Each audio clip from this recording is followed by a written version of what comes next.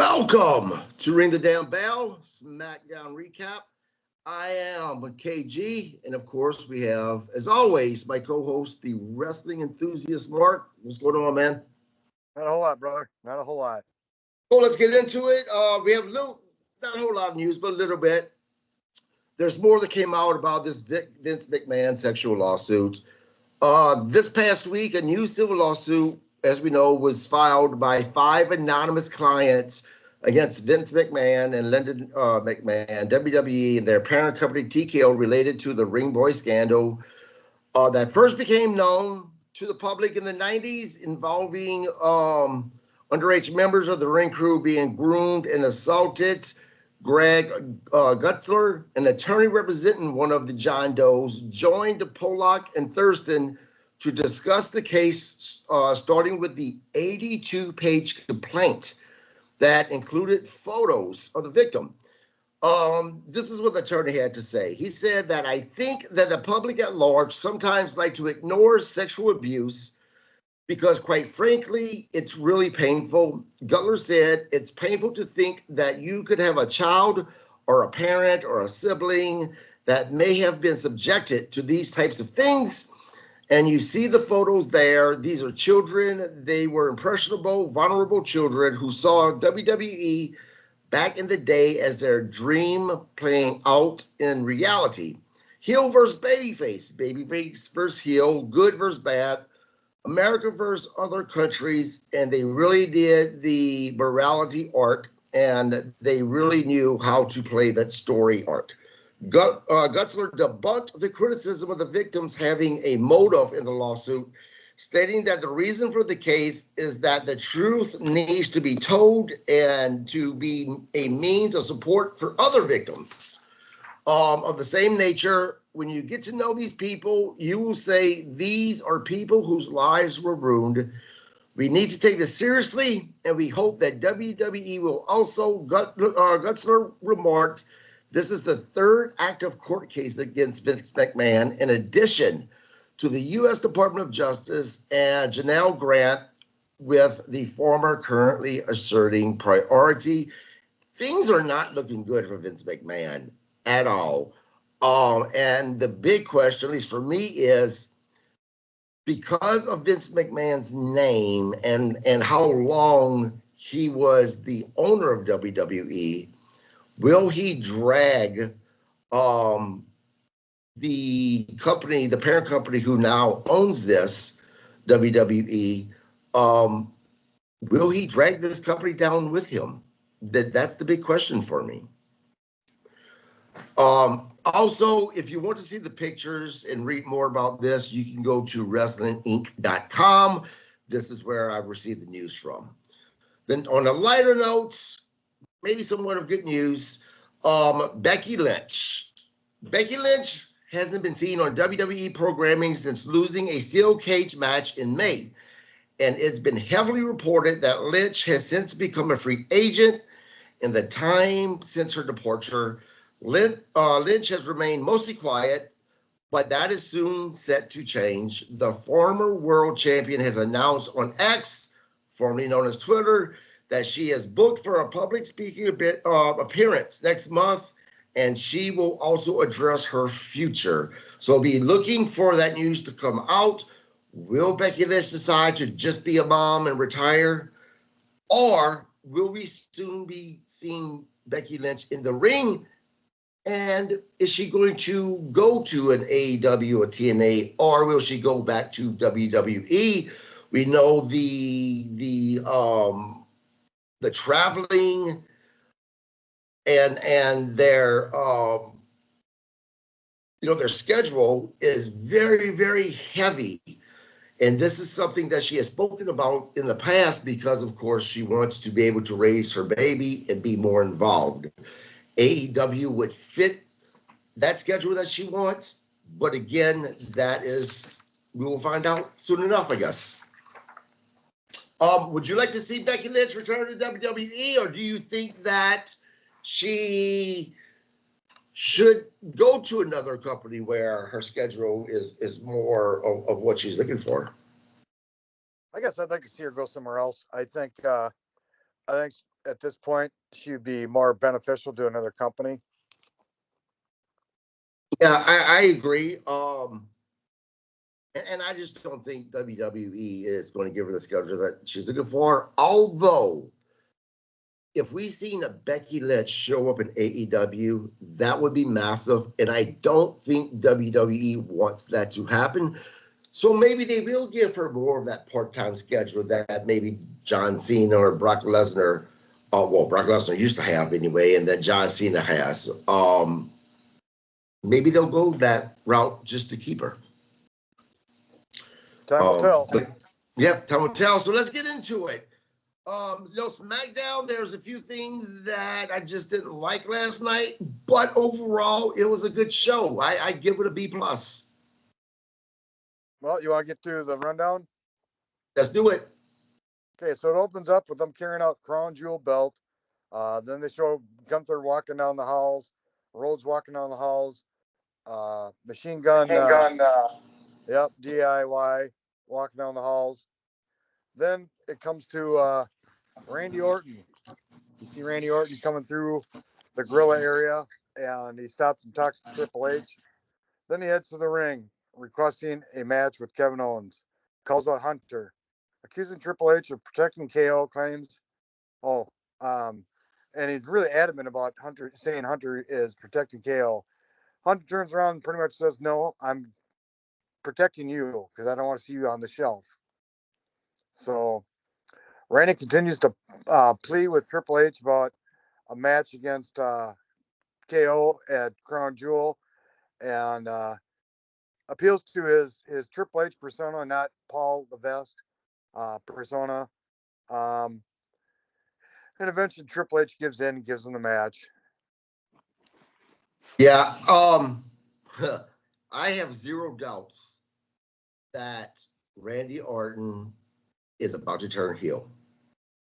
I think that the match with KO is going to happen. But I think this is going to lead to a heel turn because, and I know this is later in the show and we'll eventually get to it, but when Randy Orton showed up to help Cody Rhodes, you see when he grabbed that belt, how he looked at that belt. And more times than not, when we see this in WWE, this leads to some type of a heel turn, or at least at best a match against the champion. We'll see. Isn't that the same thing with Kevin Owens right before he faced Cody Rhodes? Kevin had the belt for a second. Kevin looked at the belt and then looked at Cody, and then the turn came. Right. Yep. All right. So then we get set up for the match with recap of Camilo and Andrea. Excuse me. Andrade. Sorry. Yeah. LA Knight comes to the ring in his referee gear. Then Andrade, Camilo. The match starts and they end up using LA Knight as a prop pretty much. First, Camilo jumps over and smacks Andrade over the shoulder of LA Knight. LA Knight, I kind of laughed, didn't even take off his vest or his belt off at first. And then Andrade uses him as basically a springboard over the top rope to take out Camilo. After attacking both of them, LA Knight declares himself the winner and says neither one of them worth it. So it's gonna be a triple match, probably most likely at. Yeah, and look, this is the thing. This was a good match. I was not a fan of the way they ended this match. I get it. They were doing it this way. They protected both Andrade and Camilo Hayes. But I would have preferred more of a 10 count out the ring, something. I just didn't like the way this ended. I don't know. So for the match itself, I would give this match a B. The ending, I'd give it a -C. I just didn't like it.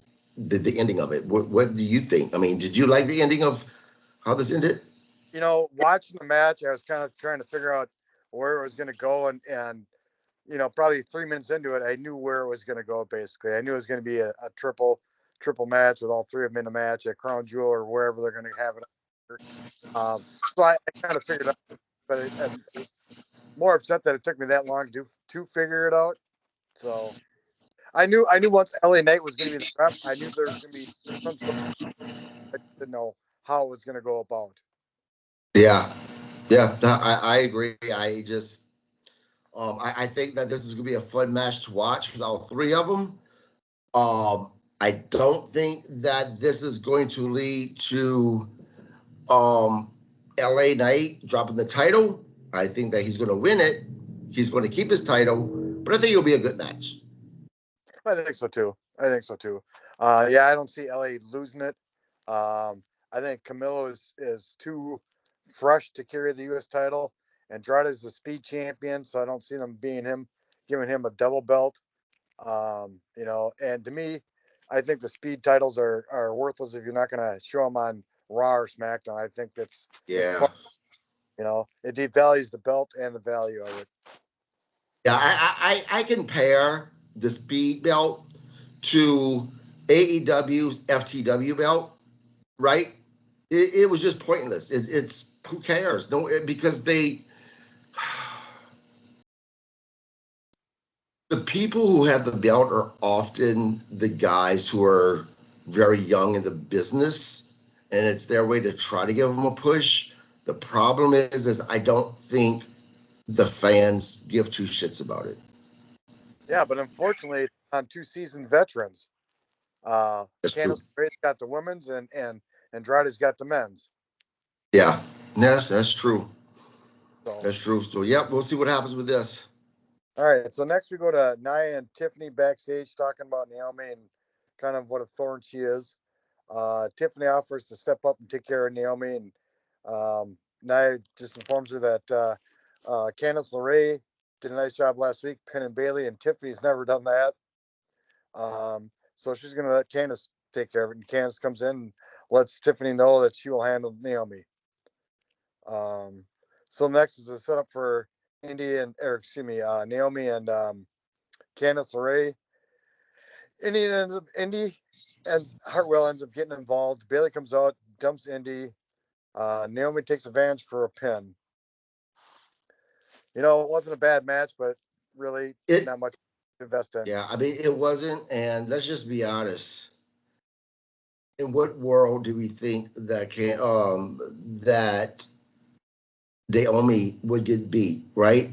I get last week it was a shocker whenever Bayley got pinned. But at the same time, that was a tag team match. There was so much going on. This was basically a clean match. And yeah, I mean, there was no shock or surprise about Naomi winning this match. At one point I thought that they were going down the road with Naomi possibly turning heel.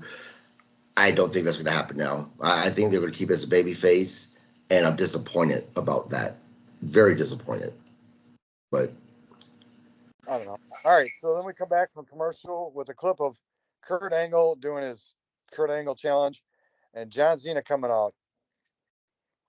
And it was a reference to John Cena's first match, drawing on his last match will be at WrestleMania. It is what it is. John's career is coming to an end, basically. yeah, they were basically just setting up. John Cena is going to be coming back here in the next few months. Maybe it'll be at WrestleMania. He'll come back. I'm not sure, but we know that he's going to be coming back soon.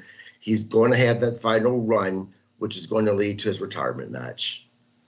Now, who do you, if you were the booker, right, and you were booking John Cena's retirement match, who would you put in this match against Cena? Now, let's remember the majority of all final wrestling matches that are a retirement match, right?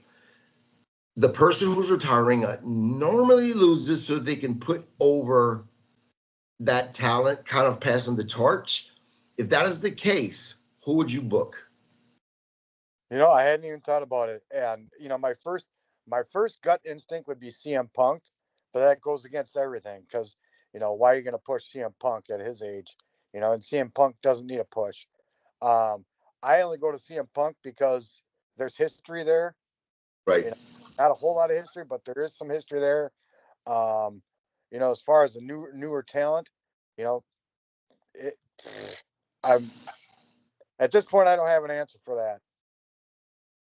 Believe it or not, I would put Camelo Hayes in that match because Camelo Hayes has such a bright future. I think he's phenomenal.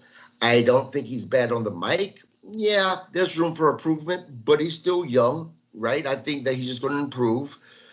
But in the ring, I think that he's great. He sells great. And as well as whenever he is on top, he looks like, he's this guy that's a pretty tough guy that can handle himself. So that's where I kind of disagree. Yeah, Camelo's great and whatnot, but I think he's going to be injury prone somewhere down the line. To be honest, I think he's too high risk. Then I guess Andrade would be a good call. He's still young enough where he could carry it for 10 more years, 8 more years, even. The I agree. But the problem with Andrade for me is they have tried to push him as a babyface. They've tried to push him as a heel. He just doesn't connect with the crowd for some reason. Yeah, but you got to get past his persona and go for his performance. His performance in the ring is solid, very solid. But yeah, if you can't make that connection on a personal level, it's hard to get past that. Right, because I agree with you. Phenomenal in the ring. He really is. But you could be the best wrestler alive in that ring. If you're not putting asses in seats, that's no good. Yep. Talk to your Lance Storms. Talk to your Dean Malenkos. Talk to Yes. you know, there's a dozen guys out there that are great wrestlers, but just didn't have a persona. Right. You Yep. know, Owen Hart fell into that a little bit. Owen Hart was a great performer. He just at one point in time you couldn't connect with him. Yeah, Owen Hart didn't really connect with the fans until Brett, his brother, got screwed over. And it seems like because Owen stayed with WWE, the fans really got behind him because the WWE fans, they couldn't get behind Bret Hart because he left. Yep. So so they attached themselves to Owen Hart. Yep. All right. So then next we get to Gunther coming to the ring. Cody comes out. Oh, Cody comes out. Then Gunther comes out. They both make their pitch on who's better and whatnot. Both of them. It's pretty much rhetoric at this point because we've heard it, so many times from both of them. Cody attacks Gunther. Randy comes out to help. Gunther's sidekick comes out, but nothing really happens beyond that. Look, I tell you, watching this last night, I found myself getting behind Gunther because I agree with what he said about Cody. Here you are, you're constantly saying that you're winning or you're doing this match for your dad or your daughter or your fans. But I'm doing this for me. That's what Gunther said. And because I'm doing it for me, he basically said, this is why I am the excellence that I am. I like that. I said this last week. I think Cody is just too cheesy, way too much of that good guy type of a thing. Now, this was great. This segment was great between both of them. Um, Man, Gunther is he gets better and better and better. I just really like this guy. Yeah, but you know what? From a marketing point of view, who do you want to put your money behind? You know, from a marketing point of view, Cody's Cody's what they want to put their money behind. Gunther's not what they want as a media face, I guess, is the best way to put it. Cody is picture perfect for what you want for a marketing aspect. I get what you're saying, but if you go back and watch that segment, yes, Cody definitely got the pop, and you had the people behind Cody. But listen to how many people were getting behind Gunther and the things that he was saying. He was getting applause, right? I'm not arguing. I I'm think arguing. I'm arguing from a marketing point of view, from a money point of view. Of where to get revenue from sponsors or whatnot. Cody's the one they want to put the money behind, not Gunther. All right. So when you're only looking, because Cody's the baby face, though. I think if they turn Gunther a baby face, I think that Gunther could do better than what Cody's doing. well, Just be I honest. don't know, but at this point in time, that's who they choose to put their money behind. Right. Now, Right. that's not to say that I think Cody's going to win at Crown Jewel. I think in both matches of males and females, there's going to be some sort of shenanigans. I think Tiffany's going to cash in her money in the bank, and with the guys, I think Randy Orton's going to get involved. Yeah. Yeah. Could be. I don't see a clear cut winner on either one being um, with no interference or no kind of shenanigans. I think there's going to be funny on both. That way, the loser can claim, well, it's because of this I lost or whatever. So nobody loses face. I agree. So I agree with the men's. I just don't know who is going to go over. But with the women's, I have a feeling that it's going to be Nia Jax that's going to go over, but she's going to be hurt. Something is going to be awry, like you said, and that's going to give Tiff the opportunity to cash in her money in the bank and to pin Nia Jax and to get that title. Because you've seen, we talked about the backstage thing with Nia and Tiffany, right? They're setting it up. I mean, you can see the path that they're going down. So I don't know. I'm at a swing here because at this point, I think Tiffany could cash in on either one of them. To be honest, you know, um, I think I think it'd be a good opportunity for Liv to get out of her fight with Rhea because I think without the title, Rhea's not going to pursue her as hard. You know, Rhea just wants the belt back, so beating the hell out of Liv is just a secondary for Leah or Rhea. yeah, but the thing is they have to give Rhea, and we talked about this. There has to be Closure. that reward, right? That payoff, and I think that's why not Alyssa, Liv. Lex is going to Alexa Bliss is going to keep the title, and then it's going to be Rhea that's going to take the belt off of her.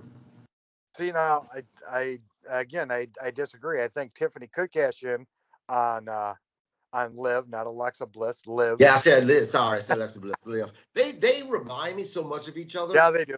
Yeah, they do. I can see it. Anyways, um, and Rhea can take the belt off Tiffany, and Liv doesn't lose any face. Yeah, So I we'll mean, yeah, see. I don't know. They're calling me for booking ideas, so we'll see. Yeah, they did. You sure as hell wouldn't be on this podcast. Right, right. Maybe they'll steal some more ideas, and we can take solace in that. All right, so Hey next, man, wait, let me stop you. You know what? I swear to you, whenever we seen Jacob Fatu and Braun Breaker, right? And immediately we had that podcast, and what did I say? The fans went nuts over it, and now it's all over the internet about the response. I think they are stealing some of the things that we're saying, man. I don't know. I don't know. Until we get a definite pinpoint, we're still broke. All right, so then let's see. We get a recap of Bloodline last week. The recap of Braun and versus Jay and how the Bloodline interfered and kind of cost Jay the match. Let's see. Oh, and that pretty much ends that. And then we go to All GMs announcing a 4-way match for the women's tag team. at Crown Jewel, which I think is a phenomenal thing for Crown Jewel. Yep. Because they've only had women's matches now there for what, 2 years maybe. Yep. So, the tag team champs seem excited about it. Let's see. The participants are Damage Control, Piper and Chelsea, Lash Legend, and Miss Jackson. I think this has the makings of a decent match. I'm not gonna say. Well, I think anytime there's a four-way match, I think it's a good match because there's so Right. much going on. So, all right. So then we go to DIY against MCMG. For life, I just forgot their name. Machine Gun, Motor City Machine Gun. God, I can't think of it.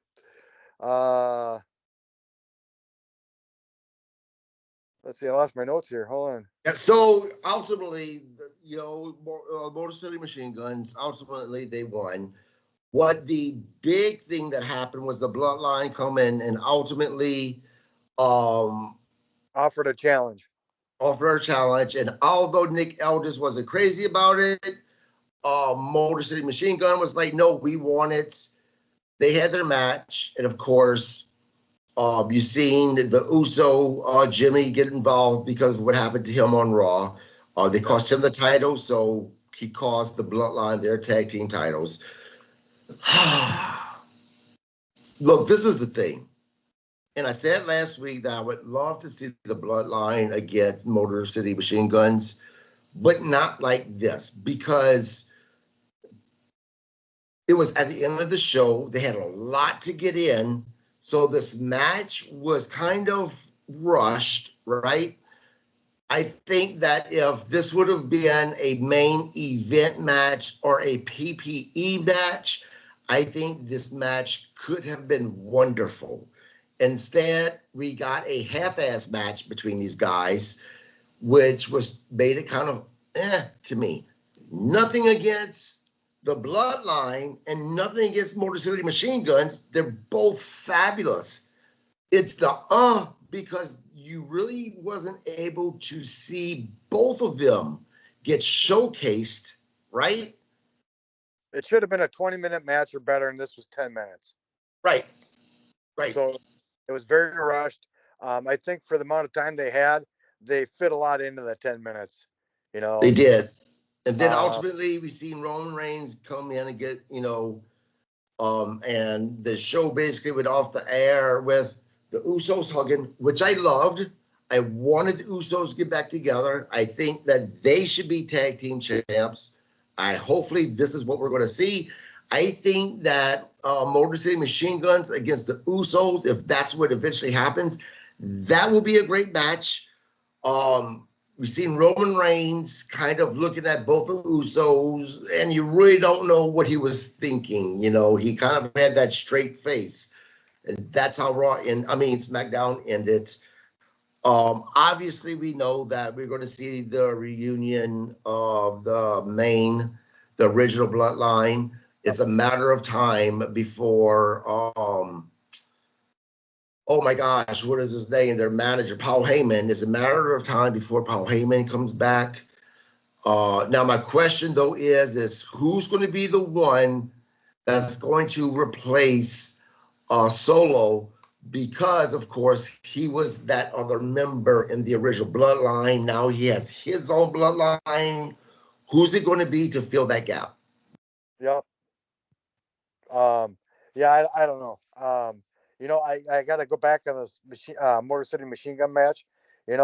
I've liked these guys over the years. I'm not extremely high on them, but for guys that are probably in their early to mid 40s, you know what? They really haven't lost a beat. They really, I mean, they were almost flawless in both matches. They looked right. And especially since they haven't been really used in the last, I don't know, 6 months. Right. Now, this is the thing. Unfortunately, I don't foresee them having a long reign as tag team titles. I think that they're just placeholders right now. They're going to drop it to either back to the new Bloodline, or I think they're going to eventually drop it to Jay and Jimmy Uso. That's not going to happen until after Crown Jewel. So you're looking at Obviously, Well, obviously. hold on now, because now we've seen two titles change during a weekly show in a week. When's the last time we've seen that happen? Yep, I agree. And remember what I So said.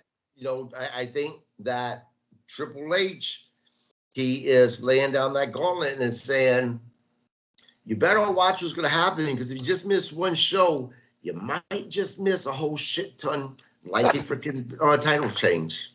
right, because So, you go back over the years, you didn't see too many titles change during a weekly show.